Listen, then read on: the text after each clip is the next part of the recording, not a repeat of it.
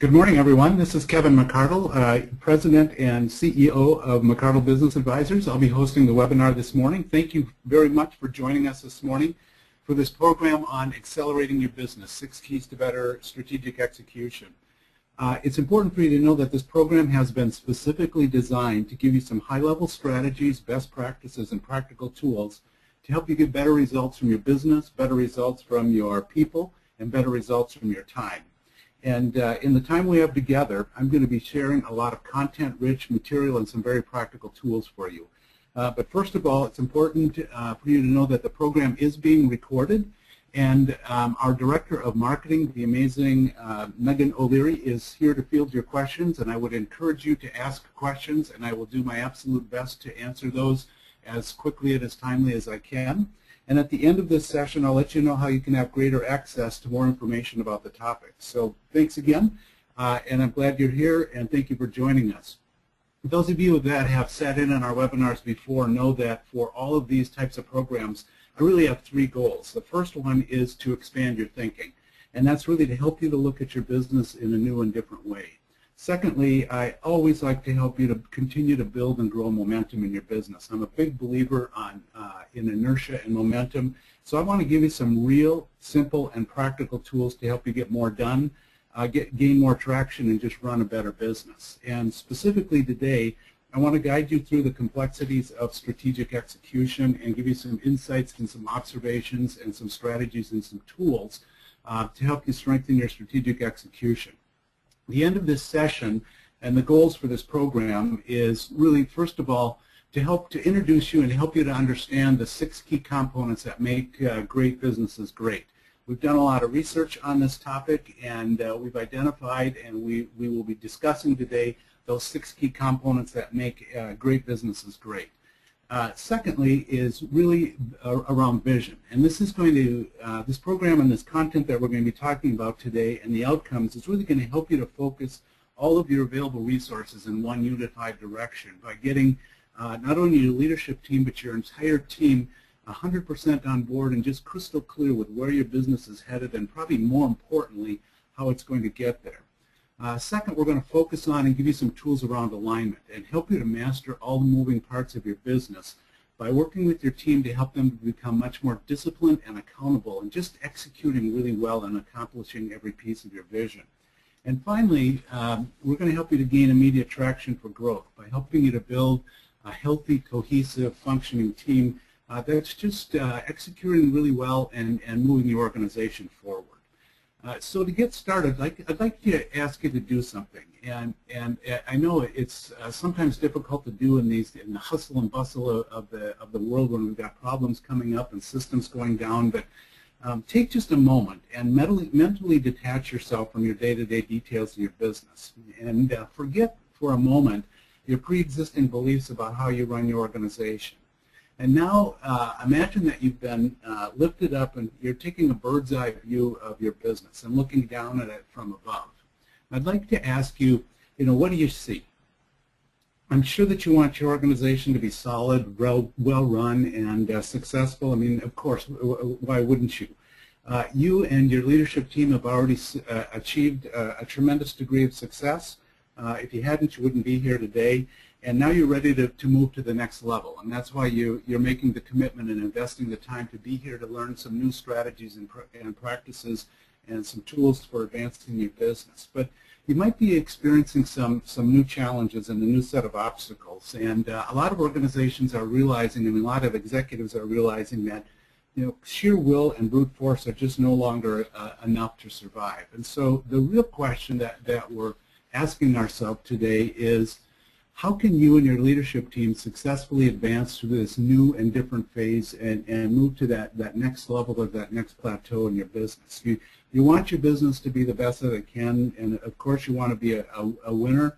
But the question that becomes around strategic execution is, how do you make that happen month in and month out, year after year? You need to be able to articulate your strategy in simple terms and then consistently put it into action. But unfortunately, the majority of companies aren't very good at this, but that's by their own admission. We routinely hear from company leaders that the challenge of strategy and strategic execution is one of their most difficult challenges. And they're recognizing that a brilliant strategy and a beloved brand just isn't enough if you can't execute on that strategy. So to set the stage today, I'm going to answer your question. What if we could, by applying a simple set of framework and a set of practical real-world tools, we could eliminate all of your business-related frustrations. You could have great employees that at all levels within your organization that share your vision, communicate with each other, solve their own problems, and demonstrate accountability. And finally, your organization could run seamlessly and have the potential to scale up as large as you want. And typically when I get to this slide in the presentation, people will say, this is too good to be true, Kevin. Well, we can eliminate your frustrations, and we can build a stronger and some great employees in your organization and help you to scale your business up. And that's by applying a simple framework and a set of practical real-world tools that I'm going to introduce you to in those 6 key components today. So to begin with, we have to recognize that every great system is made up of a set of core basic components, just like this watch that we're showing the internal workings of, and the same applies to your business. And what we're going to be talking about today is a system that we call the entrepreneurial operating system, and it identifies 6 components of any organization. And it's really a unique system of business management, and I like to think of it as a mechanism for strategic execution in your business. And the main outcomes of this and the benefits of using a systematic approach to managing your business and kind of this unique system of business management is we're going to work to melt away all those main frustrations that you might be experiencing today. We're going to do that by implementing some of the same basic tools that highly successful organizations employ. You're going to come out of this feeling much more in control, happier, and less stressed by applying these tools and this approach. And your organization is going to be much more profitable. You're going to be more focused, and you're simply going to be staffed by great employees. And I should mention, a client recently told us that she told us, it was actually a she said, Kevin, you know, I used to worry about 100 different things in my business, and once I learned that there were only 6 basic components to our business, we started focusing on them and them alone. And once we did that, those 100 different things just went away. The EOS and the entrepreneurial operating system made running the business so much more simpler and much more clean and much more efficient. And so I would suggest to you today that you might be worrying needlessly about 100 different things. Well, let's remove those, remove you from some of those worries by taking a wide-angle view of your business. And now let's get into and start talking about the 6 components of any business. And these, coincidentally, are the components of the entrepreneurial operating system. And I'm going to walk you through each of the components, and we're going to bring these together at the conclusion of our webinar this morning. So we're going to be talking about 6 basic or 6 key components of any business, and especially any business just like yours. So we're going to start with vision. And we've all talked about and heard the importance of vision and the vision component. Well, the vision component in any business, this really identifies the sweet spot and keeps you focused on the areas that you want to excel most in.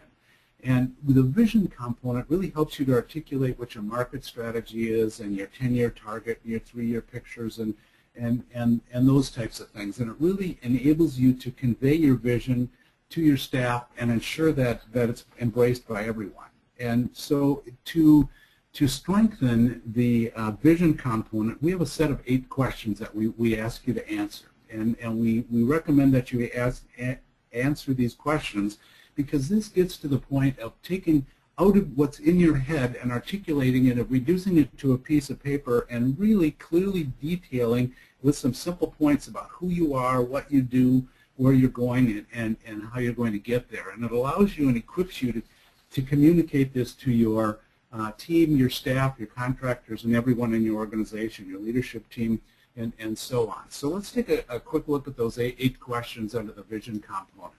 So these 8 questions that we recommend that you get your arms around and get clarity on and make sure that everyone in your organization understands. The first question is, what are your core values?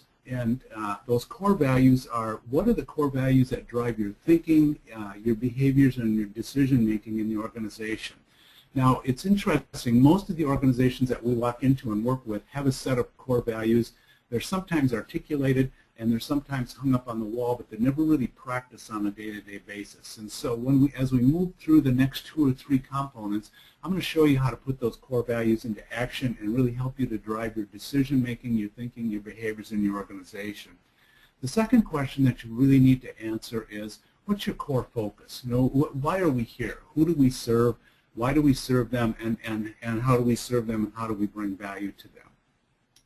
The third question is, what is your 10-year target? And I recommend that this is just a single sentence that captures what is it you want out of your business in 10 years. And so this is a very broad statement of, and it's not really an aspirational statement. It is a statement that in 10 years, this is what you want your business to be, where you want it to be, and so on. Fourth is really, what's your marketing strategy? How are you going to go out and let the world know about your value, and how are you going to do that in a distinct and compelling and relevant way to your prospects and customers? Then we'd like to start to drill down and now describe, if you in a little bit greater detail, your 3-year picture. What does that look like? Describe it in physical characteristics. We'll have multiple facilities located throughout the country. We'll have this number of employees. We'll be doing this level of revenue. We will have these types of customers. Describe your 3-year picture in more vivid terms. And once we come from there, now we can start drilling down into your 1-year plan. And these are your specific goals and objectives for your 1 year. Now, you might be looking at this and saying, you know, McArdle, we've got most of this articulated, and I would suggest that number 7 and number 8 are some of the keys to helping you accomplish this and really driving your execution. And that is breaking your 1-year plan down into quarterly, what we like to call rocks. Rocks are those big, wildly important goals that need to be accomplished in the next 90 days. And so we always work with executive and leadership teams to identify those rocks and make sure that there's clarity from an organizational standpoint. What needs to happen in the next 90 days to pull us towards our 1-year goals that are going to draw us into our 3-year picture? Because it's interesting, most people, most organizations overestimate what they can accomplish in a year, but underestimate what they can accomplish in 3 years. And so this is a very important exercise. And the next thing that we ask you and recommend you to identify is, what are your key issues? And we're going to talk about issues a little bit more specifically later and how to manage and resolve those issues. But capture what are those barriers, what are those key challenges, and just get those captured in one place. And the tool that we like to use for this in capturing these 8 questions is what we call a Vision Traction Organizer. And the Vision Traction Organizer captures on a single page the answer to these 8 questions. So you no longer have a 3-ring binder sitting up on your shelf that captures this. You now have this on a single page that answers these 8 questions. And the value of that is, now you have a compelling vision for your organization. And you have the ability and a tool to communicate that vision to the people around you, your leadership team, your employees, your staff, and everyone in your organization. So this enables you and equips you to get everyone on the same page within your organization. Where are we going and how are we going to get there? And this sounds easy, but oftentimes it is not easy. And so when we come back to the vision component, one of the challenges is, after you've answered those 8 questions, after you get those articulated and agreed on by you and your leadership team, the next question is, we want to make sure that those are shared by all. So one of the questions I'd ask you this morning is kind of a reality check. Is your staff all rowing in the same direction? Do they have clarity, and do they truly understand where your organization is going and how it's going to get there? You know, chances are they're not. Some are probably rowing to the right, some are rowing to the left, and some probably aren't rowing at all. If you met individually with each of your people in your company, each of the employees in your company, and you asked them about your company's vision and your future direction, your 10-year picture, your 3-year picture, your 1-year goals, and your 90-day rocks, would they have a clear answer for that, and would it be consistent across your organization? The more clearly everyone can see this vision, the likelier is your business is to achieve it. And this really focuses everybody's energy towards one thing, and amazing results are going to occur. I have one of my favorite books is a book by Al Reese called Focus, and in there he mentions that the sun that provides the earth with billions of kilowatts of energy, and if you stand in it for an hour, the worst thing that will happen is you might get a little sunburned. But if you focus just a few watts of energy in one direction, like a laser beam, you can cut through diamonds. And so the vision component is really getting that focus and clarity to your entire organization, answering those 8 questions, and making sure that everyone in your organization clearly understands those 8 questions and understands their role in accomplishing those 8 questions. So the first component of all great organizations is they have a clear vision. They've answered those 8 questions, and that vision is shared and understood by all. We just had a quick question come up, and it said, Kevin, this is from Nancy. Kevin, is this approach appropriate for all size organizations, small and large? Well, Nancy, if you have more than one person involved, it's important that you all agree and you've articulated this and you have complete agreement and clarity on the focus and direction of your organization. So I would suggest that absolutely it is appropriate for all size organizations, small and large businesses as well. So I guess my answer is if you've got employees, the vision component is critically important to get them on the same page and all rowing in the same direction and bringing focus and clarity to their role in helping you to accomplish that. Okay, let's move on to the second component. The second component, and this is, by the way, the #1 challenge in most businesses, and this is the challenge of people. Successful leaders, such as those of you that are out listening to this program, surround yourself with great people. You simply cannot build a great organization without help. And the entrepreneurial operating system, in EOS, really cuts through the buzzwords. We've got these terms like A players and 100%ers and superstars. Well, what we want to do is provide a practical understanding of 2 essential ingredients to any great team, and that is having the right people in the right seats. And so let me show you and introduce you to a tool that we use to ensure that we've got the right people in the organization. Now, I want to ask you another reality check and be truly honest with yourself. Are all of the people the right ones in your organization? Are they the right people, and are they in the right seats? The reality is some of your people may not be helping your cause as well as others. And we utilize a tool called the People Analyzer to help us identify the right people by teaching you how to determine who shares and demonstrates your core values. And this comes back to our earlier exercise of identifying your core value. And what the People Analyzer allows you to do is we capture what your core values are across the top. Now, these are just some sample core values.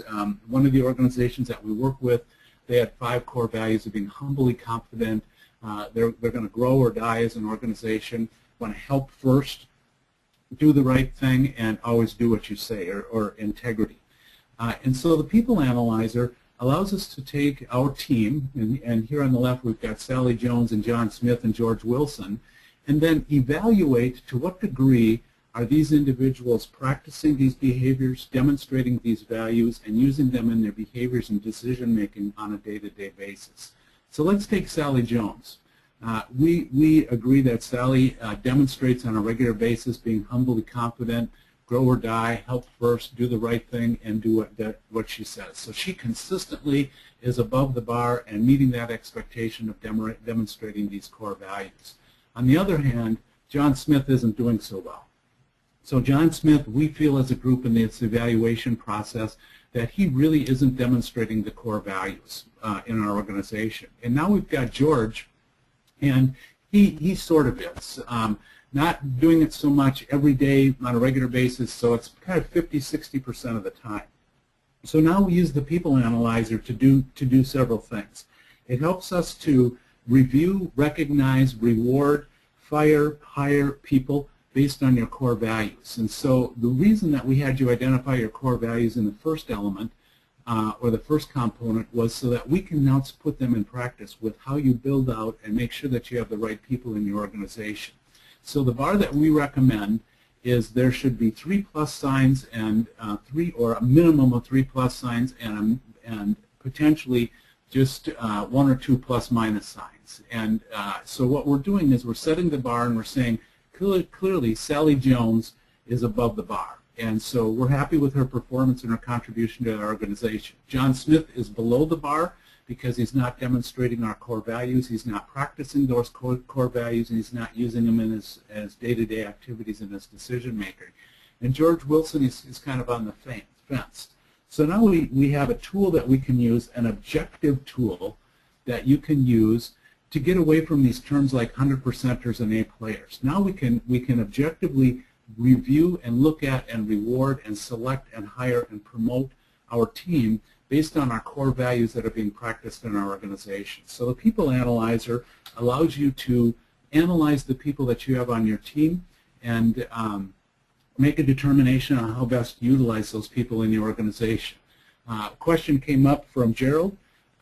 What if they're not meeting and not demonstrating the values? Our recommendation is that we use a 3 strikes and you're out rule. We have conversation with these individuals on 3 separate occasions. We give them every benefit of the doubt and every opportunity to change their behaviors and demonstrating those core values. If they can't make that change after 3 attempts, then we recommend that it isn't a good fit for you and they're not a good fit within your organization. So our recommendation, Gerald, good question by the way, thank you, is to make a determination and give them 3 strikes and you're out rule.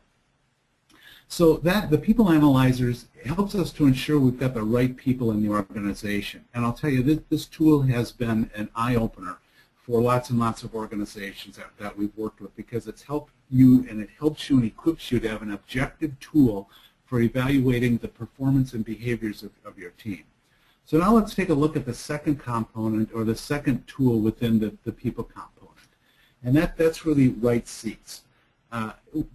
EOS is going to prompt you to step back and look at your overall structure of your organization. And you're going to ask yourself some hard questions about how your organization is set up and organized. And we use a tool called the accountability chart to help us determine that we've got the right people in the right seats.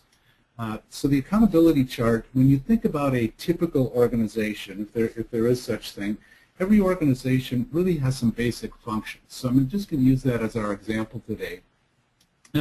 Every organization has a sales and marketing function within the organization. Every organization has some types of operations, whether you're a service business, a manufacturing business, you have some form of operations within your business. And every business has some type of finance. You manage accounts receivable, accounts payable, tax compliance, all of those types of things. So we start out with these basic building blocks of any organization. And you might say, well, wait a minute, Kevin, how is this different than an org chart? Well, an org chart simply says how you are organized. The accountability chart takes that organization one step further, and within each of these functional blocks, we identify those 3 to 5 key accountabilities that this role is responsible for. So for instance, if you have a director of sales and marketing, what are the 3 to 5 key accountabilities that person is responsible for? And we capture those inside of these blocks. So if you've got a director of operations, what is her key accountabilities that she's responsible for? Your controller or your CFO, what are the 3 to 5 key accountabilities that they're responsible for? So in the accountability chart, we've not only identified the role within the organization, we've now identified the 3 to 5 key accountabilities that that person is responsible for. So in our case, clearly you more than likely have more than 2 or 3 people in your organization, but we've got these 3 major functions. So if you've got 15, 20, 25 people in your organization, clearly this is going to fall out, and you're going to build an accountability chart for every role within your organization. The key here is twofold. We've identified the key roles within the organization, but more importantly, we were identifying those key areas of responsibility and accountability. So from here, let's say this is your senior executive team. We always recommend that there's some type of an integrator role, and oftentimes this can be the owner, the president, the CEO of the organization, and that integrator is the person that brings all of these pieces together and manages the accountabilities of those three roles. So a typical organization, you might have the business owner, the director of sales and marketing, the director of operations, and the director of finance. And each of those people might have people reporting to them, managers and direct reports. The integrator's role is to take these components, bring them together, integrate them, manage them, and orchestrate all those moving pieces. So this is typically, when we go into organizations, about 50% of the time we'll see an integrator role in the organization. The other 50% of the time we will see a visionary role. And a visionary is, and there's probably some visionaries listening to this program this morning, visionaries are the big picture thinkers. These are the people that are very creative, big picture. They're great at building relationships. They're great at building customer and client and prospect relationships and vendor relationships. And they've got these big pictures, but they don't like the details. And they don't get they get uncomfortable when they're drawn into the details. The details drive them kind of crazy. And so what oftentimes will happen, about 50% of the time, we'll go into an organization where we've got a visionary role and a visionary person and no integrator. And that organization is floundering because they keep losing direction, they keep losing their way. The visionary reads a new business book and they come back and they change everything they do, and then he reads another business book and they came back and change things again. And this visionary is frustrated because he's being drawn into the details, and the team is frustrated because they can't get focus and clarity and build inertia moving forward. So it's important, if you're a visionary, we always recommend that you bring in an integrator and that you assign an integrator role within your organization. And the important point I want to make here is, one, we are stepping back and consciously considering what is the optimal organization for our business. And secondly, what are the key roles within that organization, and what are the 3 to 5 accountabilities of each of those roles. With the visionary and integrator, it's critically important that you identify the different roles and the different accountabilities for the visionary and the integrator, because oftentimes those will overlap. And so I strongly recommend that you identify those key roles within and those key accountabilities within those two roles. We have a question from Ken, and I'll answer this again. Ken asks, how is this different from an org chart? And how this is different from an org chart is, first of all, it's always current and updated. Secondly, these identify the key roles as well as the key accountabilities. And so we like to keep this simple. So now you have a single chart and a single document that describes the organization, describes the roles within that organization, and the key accountabilities that exist within that organization. So now we've got a tool that puts the right people in the right place, and you've got a tool to evaluate and manage the right people, as well as making sure you've got the right people in the right place. So that was the second component. Remember, the first component was the vision component, and the second component is the people component. So now let's move on to the third component out of our 6 key factors, and this is data.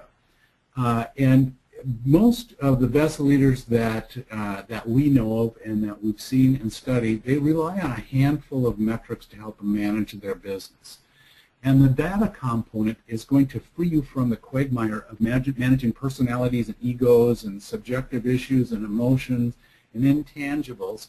And we're going to teach you which metrics to focus on. And the tool that we use is a scorecard for metrics. And the scorecard is a weekly report that contains 5 to 15 high-level numbers for your organization. And it enables you at any point in time to have a pulse on your business on a weekly basis and predict future developments. And it helps you to quickly identify when things are going to fall off and when you can solve problems and recognize problems early on. So imagine, if you will, that you're driving down the highway. You're driving from here to Minneapolis, wherever you live to Minneapolis. We've got people here from all over the country. Imagine you're driving from where you're located to Montana. And you're in your car, and what if I asked you, which of the gauges on your dashboard, if you could only pick one, which one would you pick? And so some of you might say, well, that's easy, Kevin. It would be the gas gauge, because I need to make sure that I have enough fuel. And someone else say, well, not really. It's the speedometer, because I need to know if I'm speeding or not and what my rate is and when I'm going to get there. And other people may say, no, wait a second. It's the oil pressure. I need to know how my engine is performing. The rest of this stuff is immaterial. If my engine isn't performing well, it doesn't matter how much gas I have or what speed I'm going.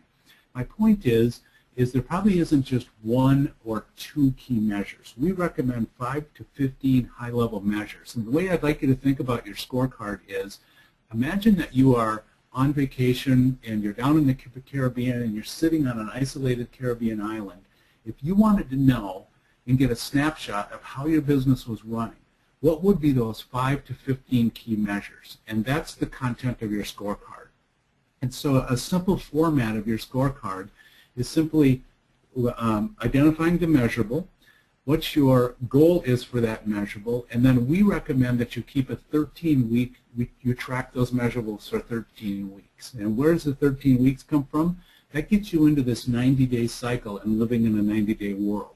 And so you identify those 5 to 15 key measures that are going to allow you to track the pulse of your organization. And what are your specific goals for that week? The goal per week, it might be different factors, and I'll show you some, and then the weekly numbers from each of those. And so we recommend that you build a scorecard out of 5 to 15 key measurables, identify the measurables, the goal for those measurables, and track those on a weekly basis for a 13-week snapshot. And that 13 weeks gives you living in this 90-day world. And you're going to see when we talk about the traction component later that 90-day world becomes very important in managing your organization and moving forward and gaining traction. So we recommend a scorecard that is 13 weeks in length, identifies 5 to 15 key measurables, a goal, and then a weekly tally for each of those.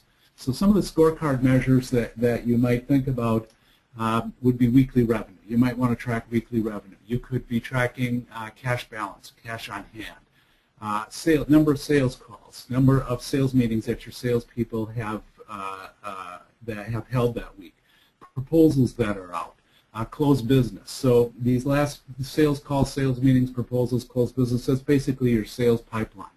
You also might want to be tracking customer satisfaction on a regular basis.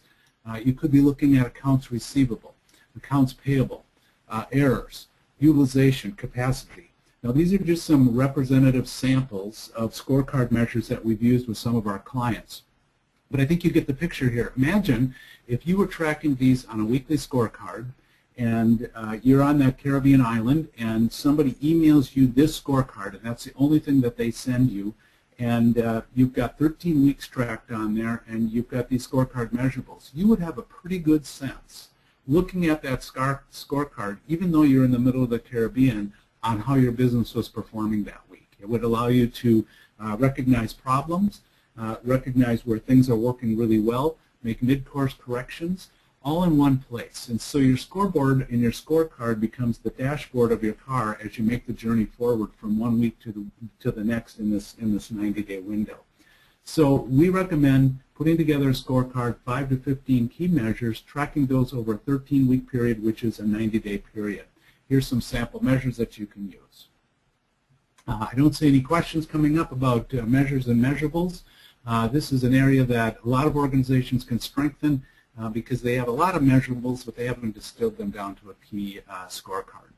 Okay, taking a look at the second component, second tool within the data component, it is measurables.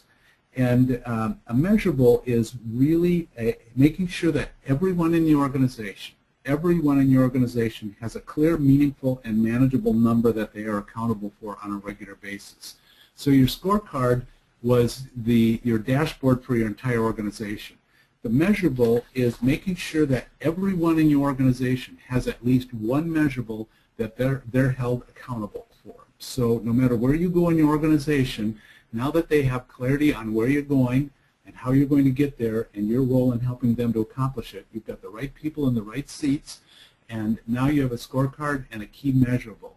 So now everyone in the organization is measured against a specific measurable on a daily and weekly basis. And I would suggest to you, as you think about your administrative staff, as you think about your entire team, I would ask you, does everyone in your organization have at least one measurable that they're accountable for? So I'm going to pause for just a moment. And I've talked about these first three components of the entrepreneurial operating system, but more importantly, the first three components of your organization.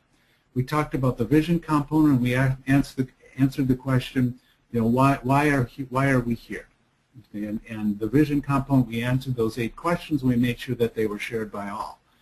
We addressed the people. We make sure that you have the right people in the right organization. You have the right people in the right seats. And data, what it is that you're doing and what it is that you're working to accomplish. But one helpful byproduct of implementing just these first 3 components is that you have transparency in your organization. Execute them really well, and your organization is going to be a place of openness, and there's going to be no place to hide. You're going to be in a much better position to smoke out issues, and those issues that have been holding you back, you're going to be in a much better position to smoke out those issues. Is it a vision issue? Do we have the wrong people in the wrong seats? Is our data, are we missing something? Are we overlooking something? Is there some piece of our business that isn't achieving its full potential? So this provides you a solid foundation. And these are the first 3 components of your business. And the next component is key because now that you have that transparency in your organization, you can now identify and manage and resolve key issues. So we're going to move to the issues component. And the issues component, issues are those obstacles that you must face to execute your vision. The success of your leadership and you as a leader is directly proportional to your ability to solve any issues that arise. And the same holds true for your organization. So the first tool that we use is an issues list.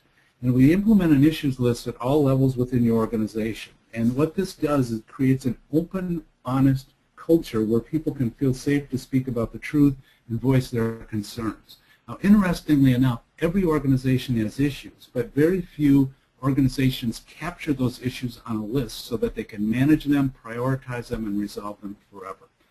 So issues are simply problems, challenges, and roadblocks, new ideas and opportunities that may come up. So we recommend that you keep an issues list at the leadership team, and so that would be at the organizational level, and at every departmental level within your organization. So if we go back and you've got a sales and marketing department, an operations department, and a finance department in the organization, so we have a leadership team's issue list for the leadership team, and then an issue list for each of the major departments within your organization. So now that we've got your ideas, your issues captured on a single page or a single document, what are we going to do with those issues? And that brings us to the next piece of the issues component. The tool that we use and we recommend is a tool called IDS. And IDS stands for Identify, Discuss, and Solve. So understanding a problem is key to finding the solution. And so the IDS process identifies what is the core process, or what is the core problem.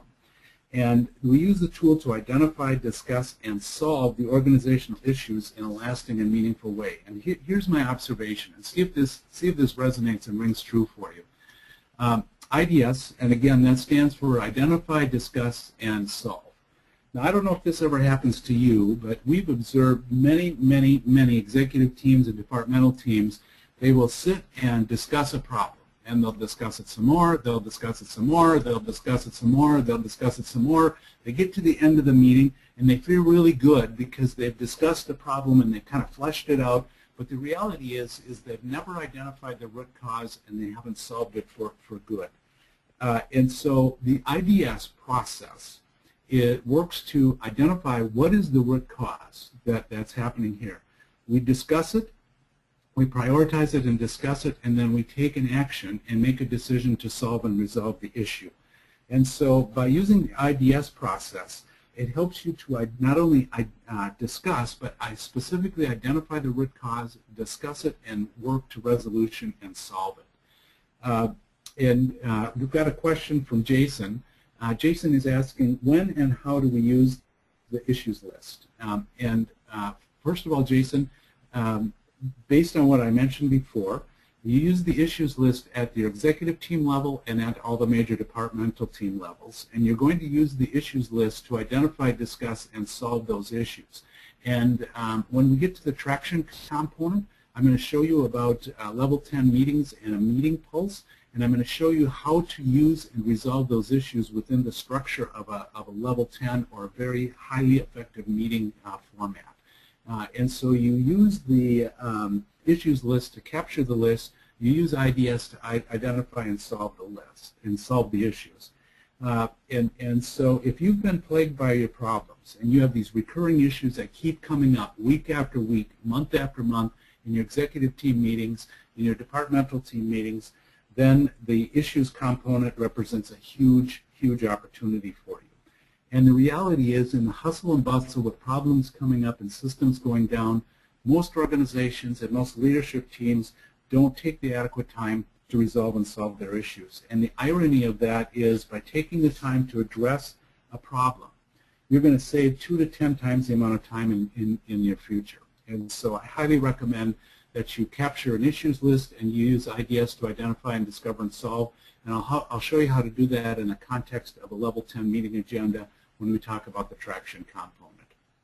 So we've talked about the vision component, the people component, the data component, the issues component. Now take a look at our next process related to effective and strengthening your execution, and that is around process. And your processes are your way of doing business. And successful organizations see their way clearly and constantly work to refine it. And it's interesting, the organizations that we work with, due to the lack of knowledge, the secret ingredient of process is probably the most neglected out of the 6 components. Most entrepreneurs and entrepreneurial organizations underestimate how powerful process can be. It truly, truly works like magic. It helps you to simplify your organization. It helps you to scale your organization, helps you to replicate roles within your organization and build efficiency and profitability. And I will tell you, you will not move your organization to the next level until you get the process element and the process component refined in your business. You cannot run an organization by winging it in your head, particularly if everyone in your organization is winging it in their heads. So the first thing with process is we want to make sure that your process is documented. And the first reaction that I always get is, gosh, McArdle, this sounds like a lot of work. And it is a little bit of work, and I'm not suggesting that you document every minutia detail in your process. Document the 5 to 10 steps that make up that process. So document the 20% of the steps that make up 80% of the process. And it can simply be bullet points. It doesn't have to be a long narrative. It's just, when we hire somebody, this is the key steps we take. When we review somebody, this is the key steps that we take. When we are doing our financials, these are the key steps that we take. So document your process. Again, document the 20% of the steps that make up 80% of the process. So some of the core processes that you might have in your organization is your people, your HR process, how you go about hiring, rewarding, promoting, and recognizing, and even firing and dismissing those people. What are those key steps for each of those, for that process? Your marketing process is made up of some key steps. Your sales process is made up of some key steps. Your operations, your accounting, your customer retention process is made up of some key steps. So what I'm recommending is identify those core processes within your organization and document the way that you do those things. And so again, a reality check is, have you documented the way that you want your organization to run? Do your people know what process that they're following, and are they following it, and do they understand why? And are they executing all of those procedures in a uniform way? Are some of them skipping steps? Are they reinventing the wheel every time you go to do something? By deciding to document and follow your processes, you're going to enhance your troubleshooting ability within your organization. You're going to reduce your errors. You're going to improve your efficiency, and you're really going to increase your bottom line as well. So when we think about process, first of all, is it documented and documented in a way that is easily understood and trackable? Again, 20% of the steps that make up 80% of the process. And then ensuring that it is followed by all. In the end of the process journey, you want to make sure that everyone in your organization is crystal clear on the processes that they should be following, why they should be following, and the steps of each of those processes. So the process component is really one of building your way. So if you're the ABC company, this is the ABC way of doing business around processes. Okay, process was the fifth component. Let's move to the sixth and final component that we like to call traction. And the traction component really is about this. Most successful business leaders are the ones with traction. They execute really well, and they know how to bring focus, accountability, and discipline to their organization. So the traction component is really the accountability and discipline piece of the work that we're talking about. And so what we're going to address here within the traction component is one of accountability. And I would ask you, again, a reality check. If you were to rate the accountability in your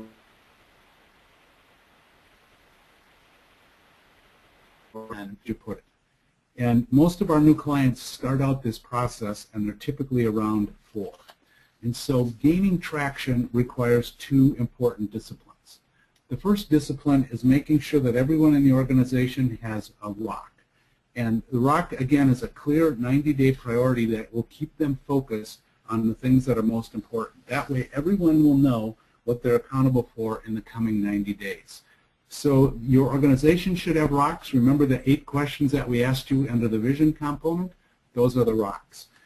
Every organization should, every individual in the organization should have a set of 90-day rocks, or at minimum 1 90-day rock, and keep in mind they have a measurable as well. And so the first key component of traction is making sure that everyone in the organization has a clear rock, a 90-day priority that they're focused on, that's moving you towards your goals and your objectives and your vision. The second element is meetings. And this is where your eyes roll back and you say to me, okay, McArdle, I've been to meetings, I hate meetings, I despise meetings. And the reason that people don't like meetings, the reason that they don't despise meetings, is that they don't have an effective way and an effective means of making a highly effective, meaningful, relevant, productive meeting. And so I'm going to give you a framework and a specific agenda to help you make those meetings powerful and move your level 4 meetings to a level 10. So the first thing that we recommend with a meeting pulse is that you're living in a 90-day world. Think about your business in terms of 90-day rocks. In the vision component, we identified your 90-day rocks. Now we're going to identify 90-day rocks at the departmental level and at the individual level.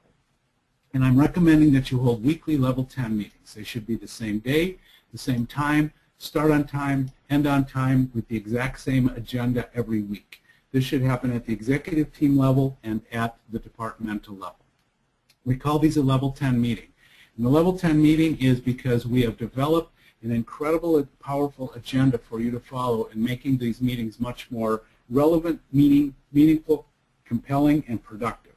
So here's the level 10 meeting agenda.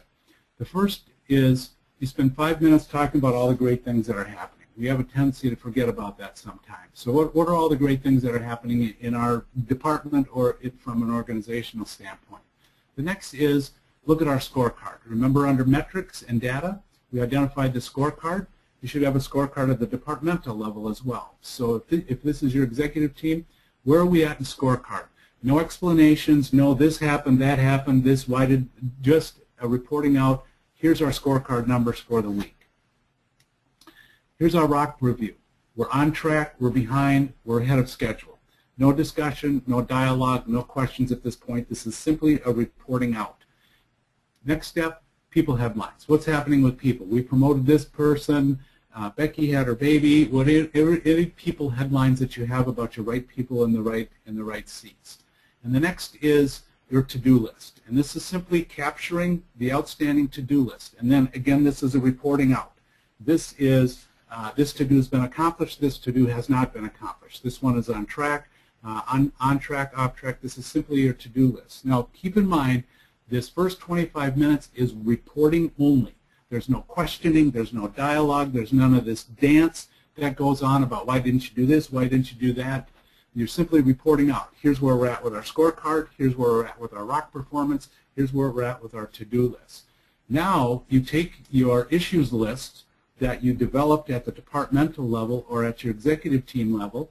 This is your issues list. For the next 60 minutes, you prioritize those issues, and we recommend pick the top 3 out. what are the top 3 priorities on our issue list, and then IDS those issues. Identify, discuss, solve.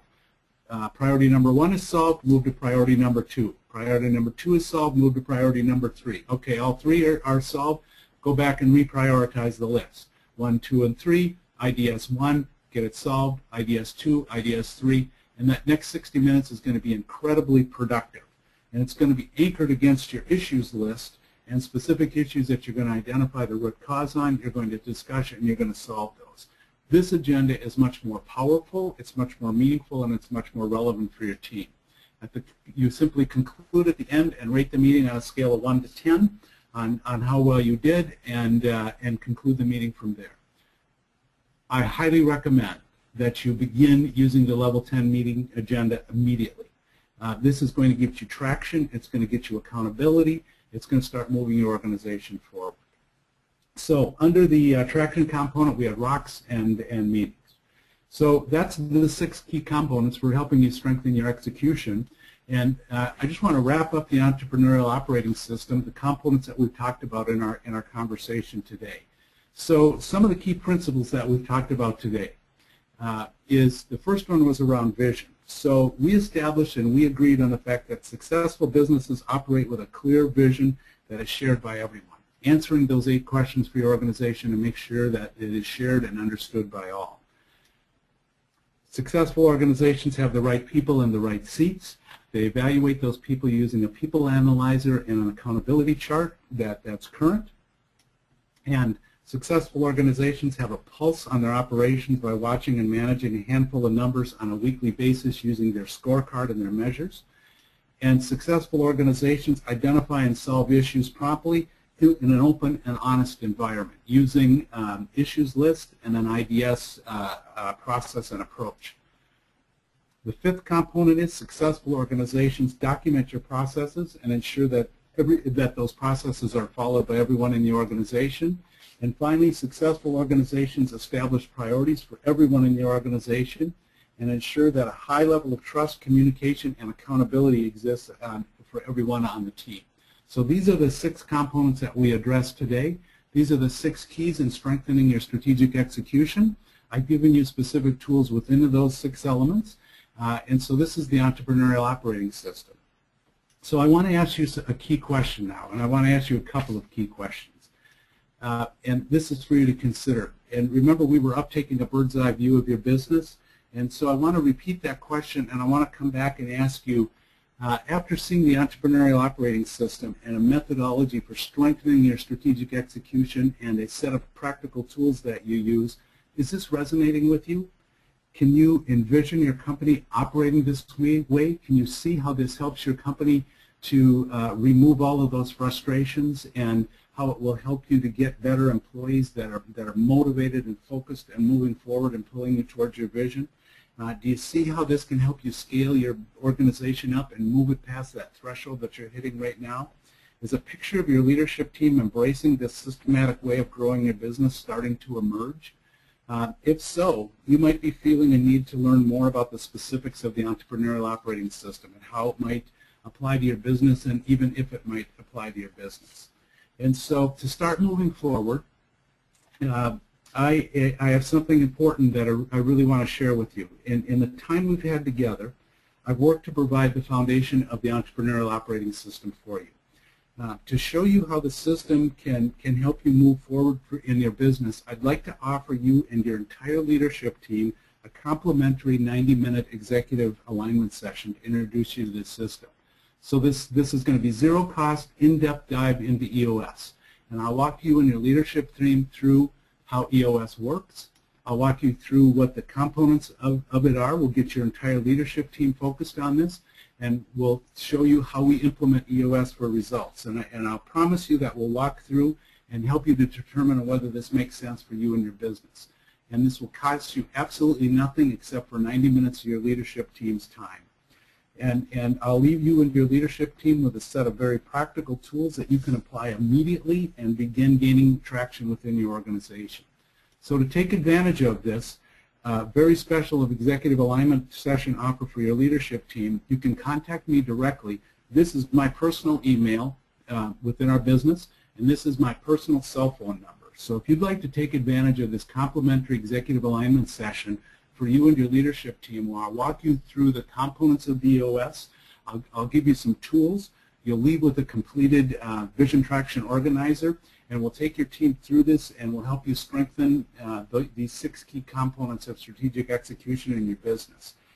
So normally a session like this typically would involve lots of people and lots of time, but it's going to be complimentary to you. And so to take advantage of this complimentary special executive alignment session offer, you have to act quickly.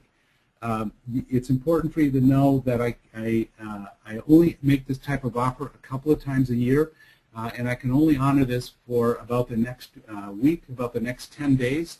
And after that, my schedule gets very busy. But I want to, because you made the commitment to be here and sit through this webinar and participate in this webinar, I want to make this offer to you. And so please take me up on this offer. I think you'd be crazy if you didn't, but that's just my personal point of view. And by the way, you should do it now, because you know as soon as you walk away from this webinar, somebody's going to walk into your office and light your hair on fire. And so email or call me directly right now. Just shoot me some potential dates and times that might work well for your team. A 90-minute block, and those of you that are not located in the Twin Cities area will do this remotely through a webinar similar to this. Those that are located in the Twin Cities, we'll set up a special time to come out and walk your leadership team through this. So I hope you take me up on this offer. I'd love to continue to drill down on these components with you and your team. So with that, we come to the end of our journey. Question from Doug. I have never seen an effective meeting that lasts over 60 minutes. That's interesting, Doug, and I appreciate your comment. And the comment is really good, and that's probably because you didn't have a good, strong agenda to fall back on as a foundation. And that's why that IDS is so productive. And if you want to IDS for 30 minutes instead of 60 minutes, great, not a problem. We recommend IDSing for 60 minutes to really get those issues resolved. But if you only want to hold a 60-minute meeting, that's great. But you can still stick to the level 10 meeting agenda. Thank you for your question, Doug, and thank you the other questions as well. So are there any other comments, questions from anyone in the audience? If so, you can shoot me a question. In the meantime, I want to thank you and acknowledge you for attending our webinar today and for the interest in this program. I hope you've liked it, what you've heard, and I hope we achieved our goal of bringing you some tremendous value for your business. Thanks again for joining me for this session. Don't forget to shoot me an email or call me and leave me a voicemail about setting up your executive alignment session. Until next time, this is Kevin McArdle, just wishing you all the best as you work to grow your business. Thank you again for being here.